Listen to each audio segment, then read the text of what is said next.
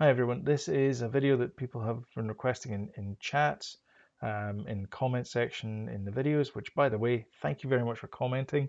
As always, if you like this video, thumbs up. If you don't like this video, thumbs down. Um, and leave a comment below what you did like, because I do get around to making follow-up videos. So this came around because people were asking if you can have a C# program talk to a C++ server. So a C# client talk to a C++ server. And so this answers this question. So it uses the bare bones multi-chat server that I created. So if you know what that is, then you probably want to check that little, if you don't know what that is, then you want to check that little info panel up there. It's included in the project as well, and all the links are below in the show notes, just underneath this video, which is also just underneath the subscribe button. So if you want to hit the subscribe button, um, then that'd be great. Anyway, so without further ado, let's start creating a C# client that's going to talk to a C++ server after the fade. Before you download the solution, just one extra step.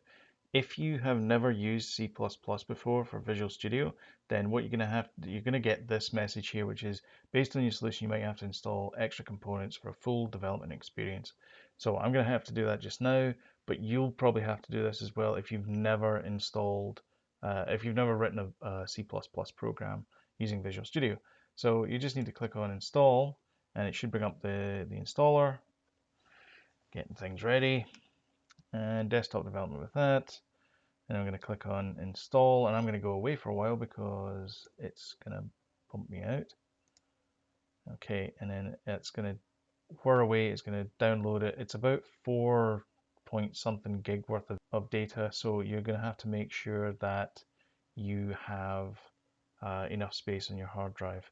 So I think it downloads initially 1 point something odd gig of data, so just make sure you have everything there, and yeah, happy hunting. Or happy installing, I should say. One more step to go, and that's a restart. So I'll see you after the restart.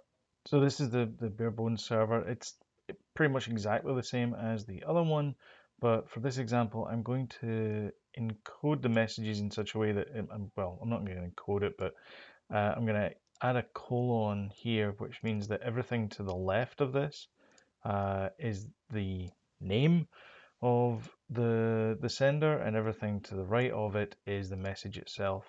And that's going to, like, so down here it's going to be socket number, and then whatever the socket number is, colon, and then whatever the message is, and that's what's going to get sent back out to the clients. And then when the server shuts down, it's going to send this message out here, close all the sockets, clean everything up, and do all that kind of fun stuff. So I'm going to create a new server here. Sorry, a new project here, and this is going to be a client, and I'm going to choose create a new project, and I'm going to choose C# this time, and I'm going to put it inside here. This is my repo path, and it is going to be a Windows Forms Library .NET framework, so C# desktop Windows, and I'm going to click on next. It's asking me where I want to store it. It's actually got that location there, that's good. And I'm going to call this chat client. And everything else is good. And I'm going to click on create. I'm going to create a very, very simple chat client that's going to connect to the server and then send messages back and forth between it. Because part of the reason why I'm doing this is because people were asking about, I think I mentioned this at the intro, or I hope I mentioned this at the intro. People were asking that if it can C# talk to a C++ server and vice versa. This is one direction. You can obviously go the other direction and have a C++ client talking to a C# server, but that's not really, I don't know if that would be normal. But this is sort of showing you how you can have the two separate languages doing it. The other question I get as well is, can we do like a C++ tutorial for like Windows and things like that? I would actually recommend against that. C# is a great programming language. There's nothing wrong with it. People get kind of hung up on programming languages. C++ is good because it's close to the metal, and that's why it's used in the games industry. But C# is very versatile. It's very, very good at user interfaces and talking to databases and all that good stuff that businesses run on. And that's why businesses use things like Java and C# rather than C++. And if they want a bit of oomph, they can still get that because you can still talk to a C++ DLL using things like pinvoke, or worst case scenario, you create a CLI C++ program that then uses some ancient lib file that you've got hanging around, and then you can interface that inside your C# program. So don't discount C# when you're creating an interface. You don't need to go hardcore and do that and make things difficult for yourself. C# makes things a lot easier when you're doing user interfaces. So that being said, I'm going to pin this toolbox here,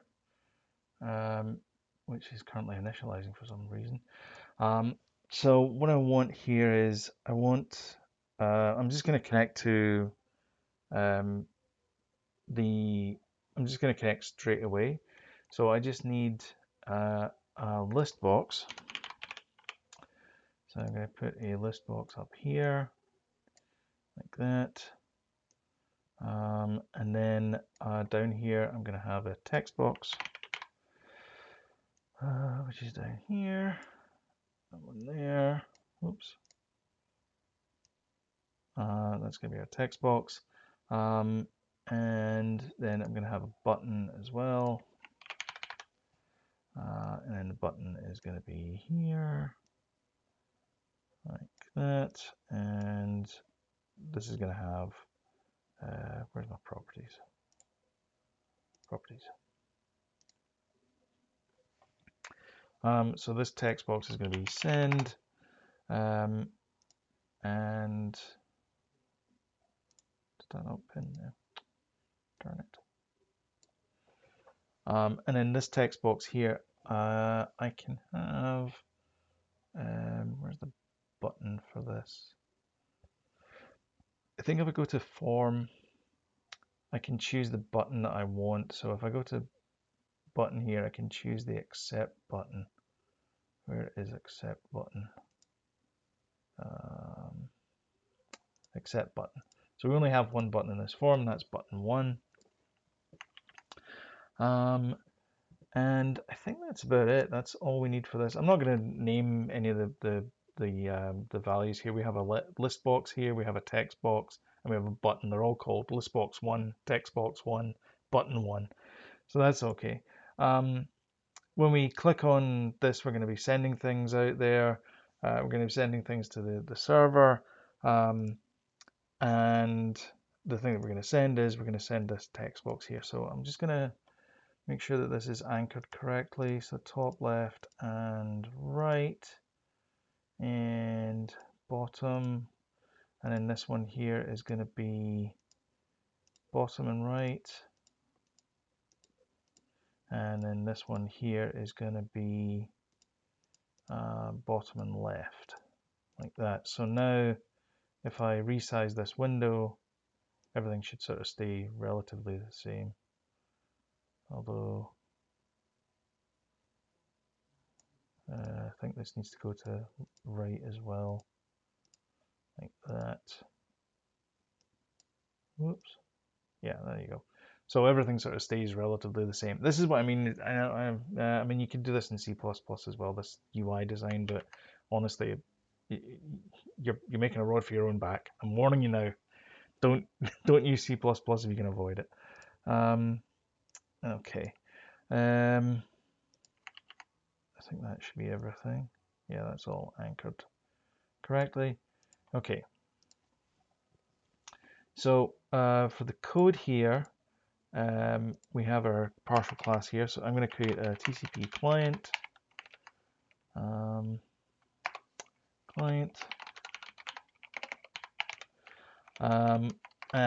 I know that I'm going to connect. I know that I'm going to connect to local host. So I'm only going to use 127.0.0.1, which is the loopback address.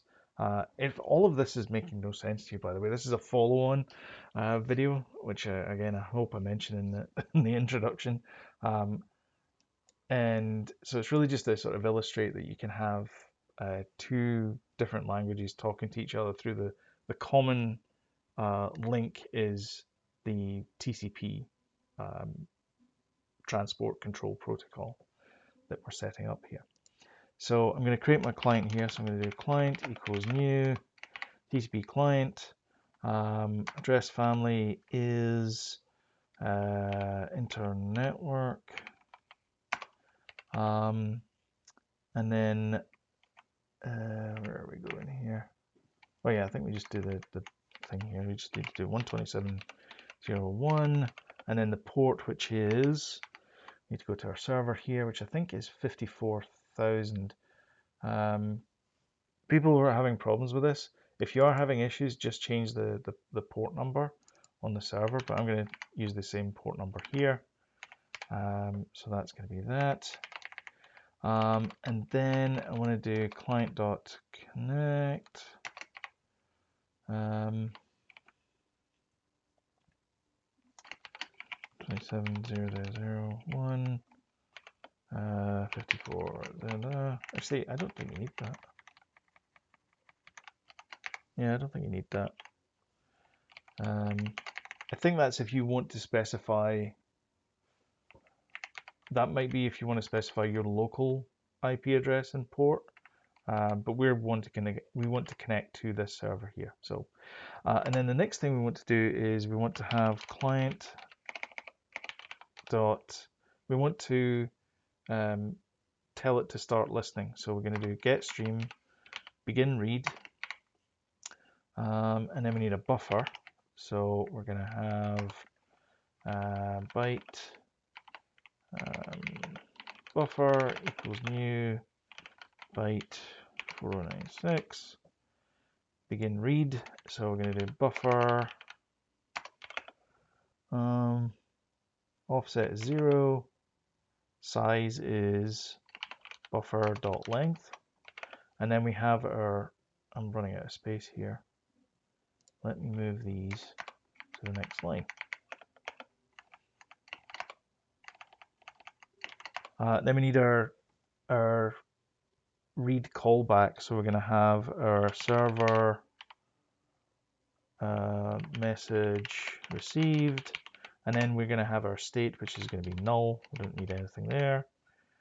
And then we're going to have private void server message received async result. And then if is complete, we then want to do receive message, and then for send, what we're going to do is var message equals text box1.text, and then it's going to be encoding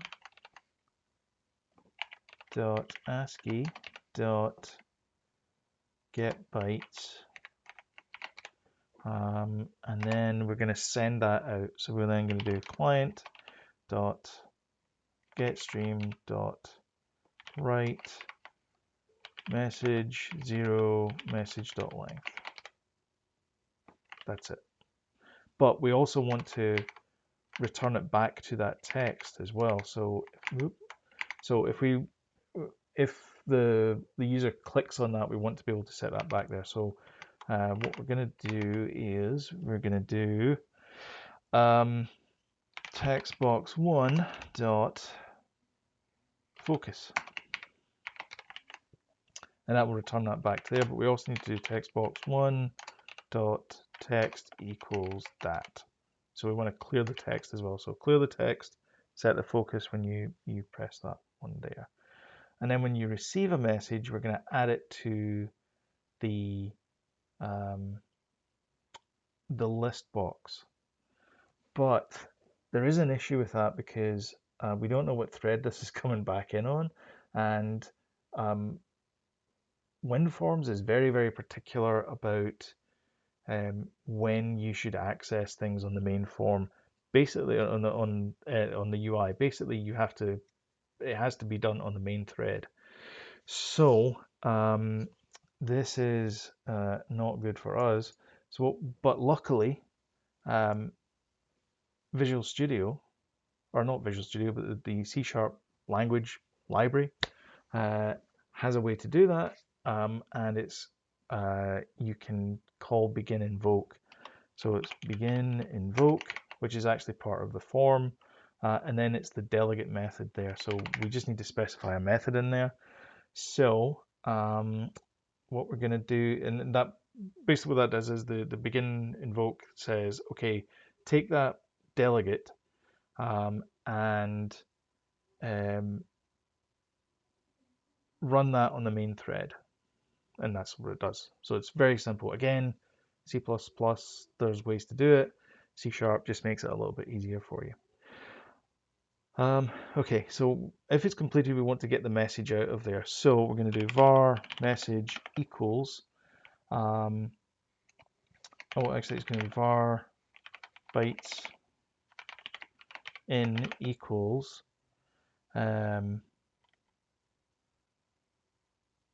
client.getStream.endRead AR. So that's going to get that there. If bytes read is equal to 0, that means we have a problem. So if bytes in is greater than 0, we want to grab a copy of that out to an array. So I'm going to say byte, this is going to be var temp equals new byte in array.copy, and then this is this weird syntax. So the source array is going to be our buffer, start position 0, and then it's going to be our temporary array, starting position 0, and then the length, which is going to be byte in. So we're copying that from there to there. We then want to send that as a delegate. So the way we're going to do that is we're going to say begin invoke, and I think I can do this. No, it won't let me. Oh wait, can I just do that? How do you do delegates again? Is it new delegate? No. How do we do delegates again? Oh yeah, you can do action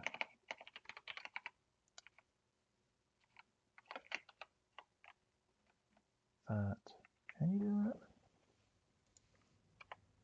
Oh, less than here. Well, okay. Comments below as to why that is garbage. But it's working just now, so I'm going to leave it at that. There is a way to do it as just the delegate, but for the life of me, I can't remember what that is.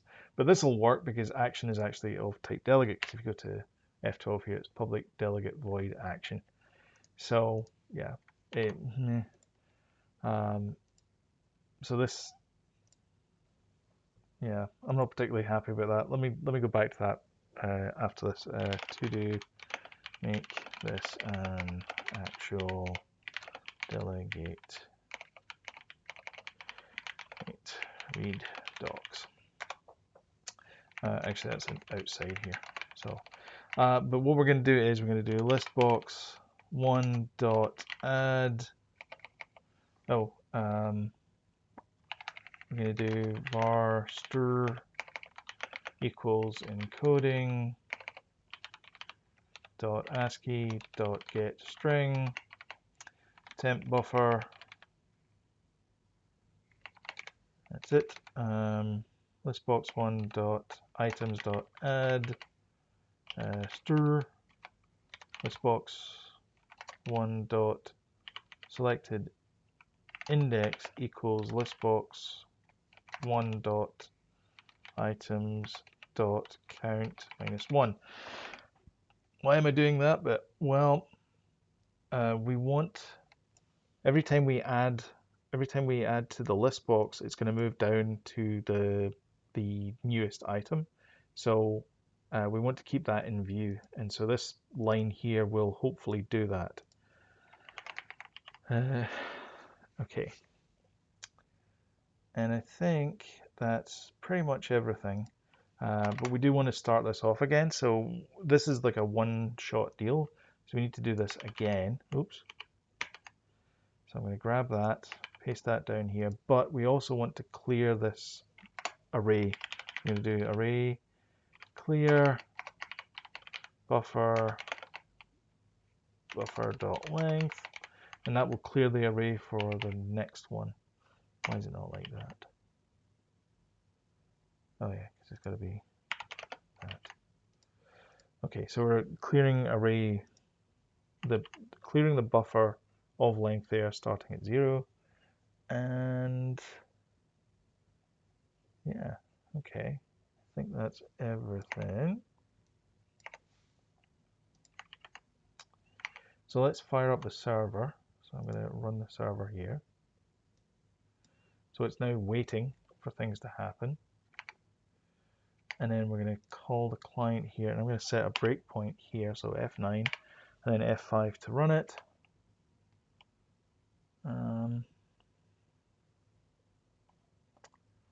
Building. Okay. Okay, well that's good. Didn't crash. Okay, so it's completed. So bytes in is 43. So the temporary thing is all of that. We copy it to there, so now temporary now has all of this, but I'm pressing F10 to step down the lines. So now our string is server, welcome to the awesome chat server. So that's good. And then we're going to begin invoke this. So I'm going to press F9 here to set a breakpoint. And now it's going to add it on the main thread. You see the window popped up there. So now we're on the main thread.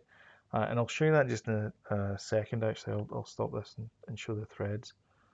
So now I press F10, everything's okay, and then I get that back there. So now we have our first message from the server. Now we don't have any other clients, so we can't really test anything, but I will send a message out just to see it working. Hello.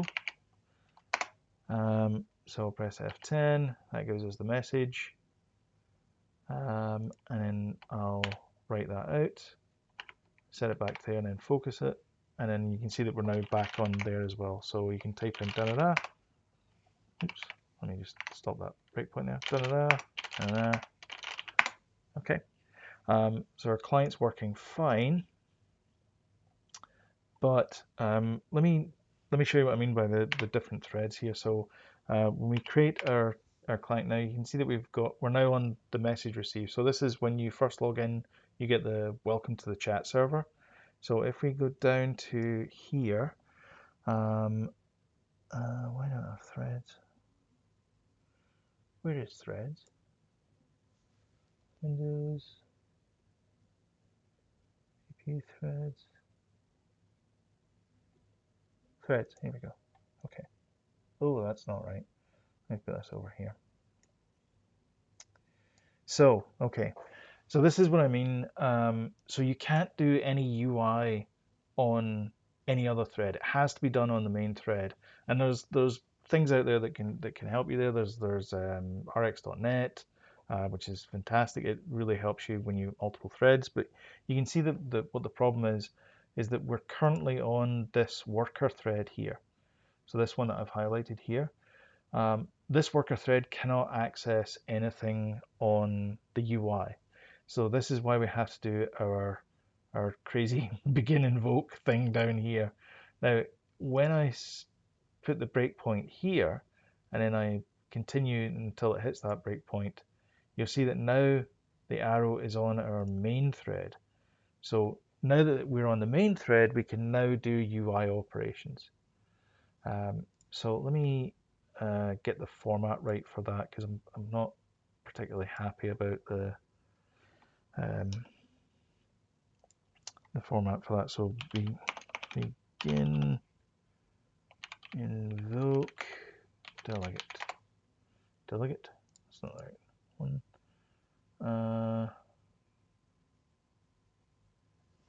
Invoking is this one here? Yeah, that's probably it.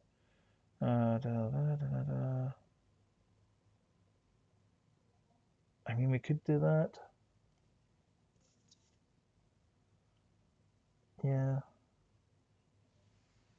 Okay. I think we could probably do that as well by having it as a separate function, but I don't really want it as a separate function because it's got that string there. So pass anonymous delegate as parameter. Here we go. Blah, blah, blah, delegate. See, that's what I was trying to do there, was delegate bracket bracket or brace brace. And he's saying that. Yeah, there is definitely a way to do it. I'm pretty sure there is a way to do it.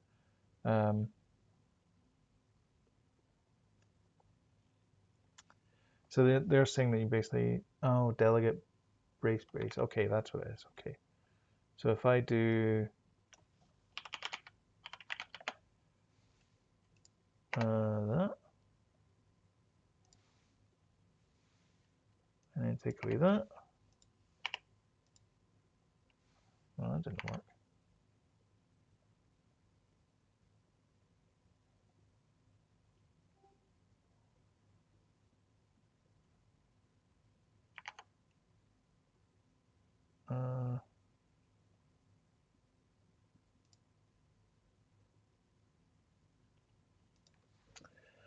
See, that's not right. Okay. Well, what if I did? Yeah,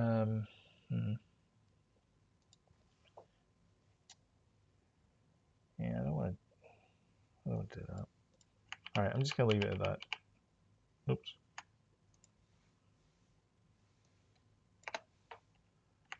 Okay, let me just do a cop out here, which is what I normally do anyway. So, okay, I'm gonna leave it as this horrible thing here. Like I said, if you do know the answer to that, answer is below. But what the heck am I doing here? Well, it's basically a delegate. So if I go to here, action is a delegate, a function that you can call. Think of them as like kind of function pointers. It's the address of the function. It's not really, you basically want to have a function that meets the signature, which is it's just no parameters. So I create my function, which is this here, but I also have to then cast it as an action, which is in itself is a delegate. And that's what allows this to happen. Why there isn't like an easy, like why is that not an easy way to do that? I reckon though, if I did, see, I still want this to be anonymous because I want to. So the reason why I don't want to just cop out and say, okay, I'm just going to create a private function down here, I'm going to call that, is I like the idea of this being anonymous because I have access to the string here. And I don't want to lose that. So I want to keep that. I mean, what I could do is, I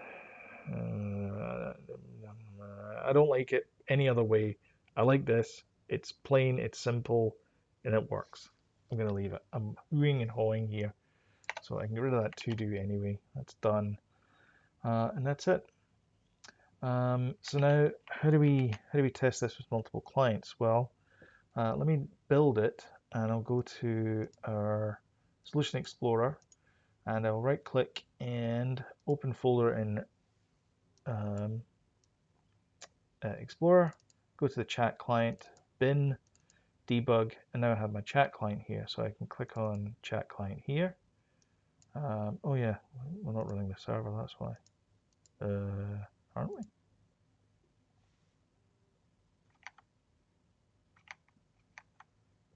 Is that not working now? What did I do?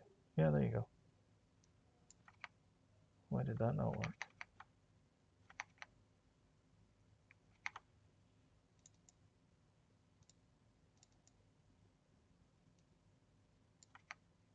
Okay, that's weird. So now I have two chat boxes up here, and let's make it a third. Okay, so here we go. So here's 3, 2. I don't know why that one broke, but okay. Okay, so now we have 3 here. So if I do hello everyone, you'll see that it now appears on the other monitors, and you can see that it's got other windows. You see it's got socket there and so on. So, but it doesn't appear here. So I'm going to change that in just a sec. What's up, my fellow dudes? And you see that this has come up here. So there is a bit of a problem because we haven't actually sent we don't send it back to the client that it came from. So instead, what I'm going to do is I'm going to change this here. Do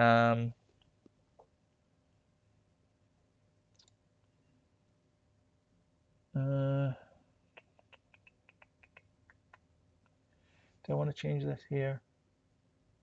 Actually, you know what? So there's a couple of places we can change it. Let's show both. Okay, so if we change it here, what we have to do is we have to change this here. So we take this out, put that in there, that there, else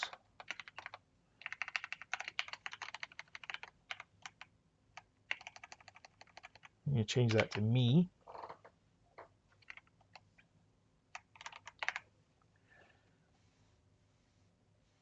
and then we output it. So this is a change on the server. Okay, so if we want to change this on the server, then which is actually the best place to do it. So what we could do is we could go back to here, and when you add the button click, it adds it to the list box as me. That's not the right way to do it. What is the right way to do it is the client is essentially dumb. You can't trust the client. So the client is told what messages are received. So this is actually the right way to do it. So let's change the server.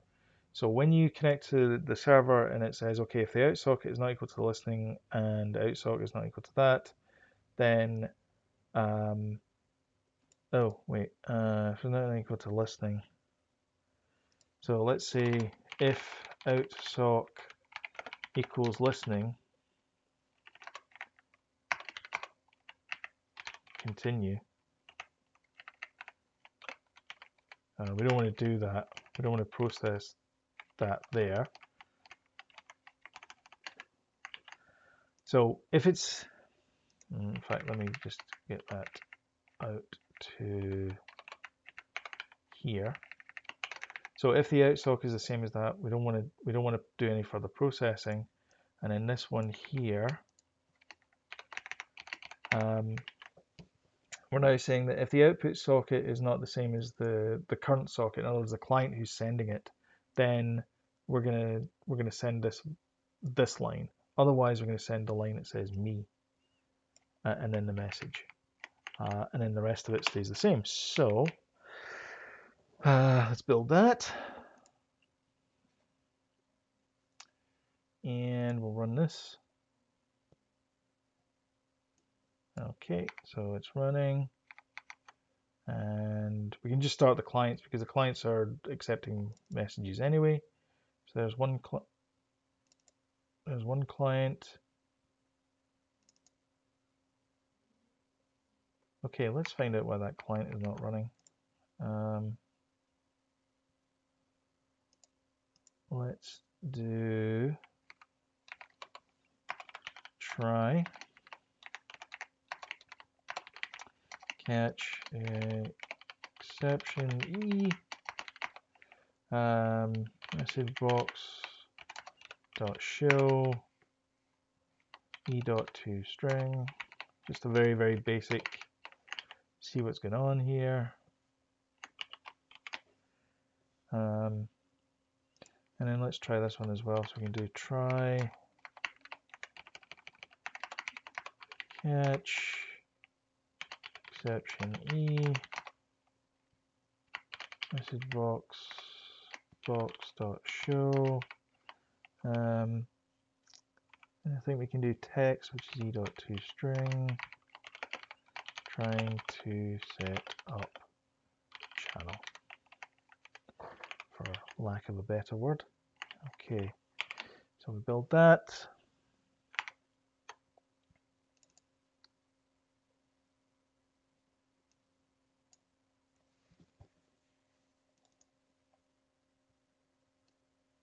Okay, it's kind of weird.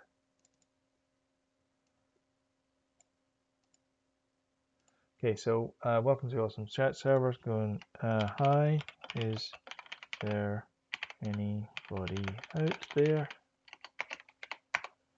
And so now you can see that it says me, hi, is there anybody out there? And then on this side here it says socket, whatever that is. Yep, I'm online.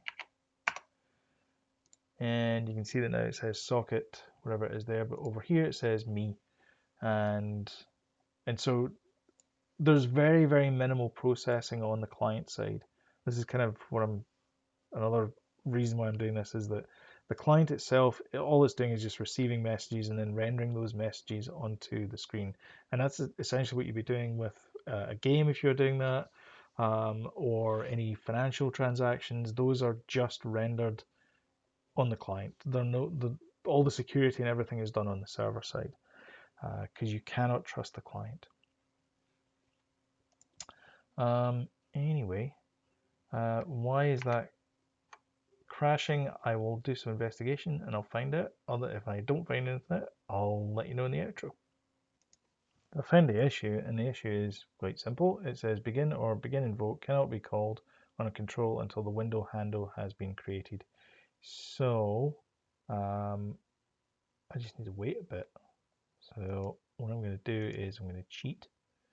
The way I'm going to cheat is I'm going to wait until the form has been initialized. So where are we here? This is form 1. So this is inside the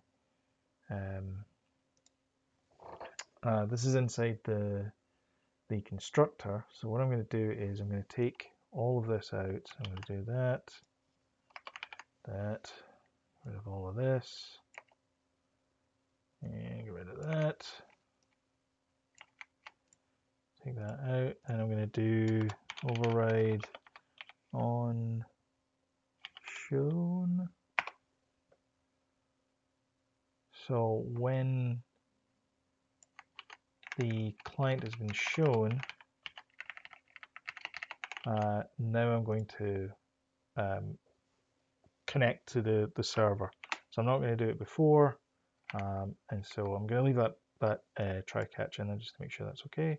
So I'm going to run this. Okay, so that's 1, 2, 3, 4. Okay, so it's starting every time now. That's good. It was basically failing like 2 out of 5 times. Let's try one more for luck. Okay, that's good. So yeah, just moving that out of form 1 into the onShown will fix the problem. So that's good. Well, hopefully that solves the riddle. So what do we do today? Well, we got a C# program talking to a C++ server, and it worked pretty flawlessly, to be honest. No issues there. Again, you can mix and match it. You can have it as like a Node server or a Java server or something. It doesn't really matter. Or the client can be Java or whatever it is, and it can both talk to each other, and everything's good to go. Um, we solved multi-threading issues as well by using begin invoke. Um, and we also solved a potential issue where it was crashing on first startup, and that's because it was doing it inside a constructor. The window hadn't already been created, and that's what was causing the problem there. And I think that's about it, yeah. And so, yeah, hopefully that answers questions that people have had in the past. I'll be doing more networking videos later on, but this is one that came up quite a lot in the comments. So thank you once again for commenting um, on the videos, because it really does help, and I do try and interact and say, give answers where I can. So yeah, thank you all for watching. Don't forget to subscribe, hit the notification bell, like or dislike, whatever it is. Leave a comment below, and share as well. So share on social media, that'd be great as well. It really does help the channel out. So thank you all for watching, and I will catch you in the next video. Bye bye.